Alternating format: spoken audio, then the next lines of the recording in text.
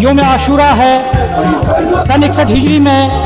حضرت امام حسین نواز رسول جنہوں نے میدان کربلا میں شہادت دی، اور اس شہادت کو یاد کیا جا رہا ہے۔ اور آج یعنی اس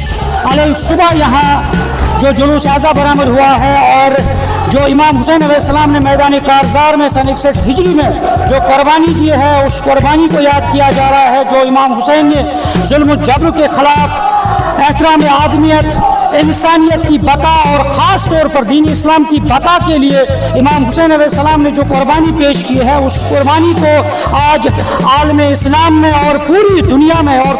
یاد کیا جا رہا ہے۔ اور جو امام حسین نے 72 ساتھیوں کے ساتھ جو قربانی پیش کی ہے، اور یہ تصویریں ہیں اس وقت اور ملبوچھن میدان کی ہیں، اور آپ دیکھ سکتے ہیں کہ کس طرح سے اس وقت ذوالجناح جو ہے وہ برآمد ہوا ہے، عالم شریف برآمد ہوا ہے، اور کافی تعداد میں لوگ اس وقت علل صبح جو جلوس برآمد ہوا ہے، اور یہ تاریخی جو ہسٹوریکل جگہ ہے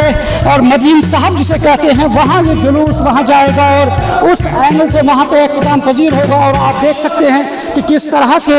عزادار جو ہے سینہ کو بھی کر رہے ہیں، اور امام حسین علیہ السلام کی اس قربانی کو یاد کیا جا رہا ہے۔ اور دیکھیے آپ یہاں ذوالجناح جو ہے، جو شبیہ امام حسین علیہ السلام کا ذوالجناح تھا، وہ بھی یہاں اس شبیہ کے طور پہ نکالا جا رہا ہے۔ اور یہ آپ تصویروں میں دیکھ پا رہے ہیں کہ کس طرح سے امام حسین علیہ السلام کا جو شبیہ ہے، امام حسین علیہ السلام نے مساوات، امن و آشتی اور ظلم و بربریت کے خلاف جو امام حسین نے قربانی دی ہے، کہ اس قربانی کا مقصد یہی ہے کہ ہر دور میں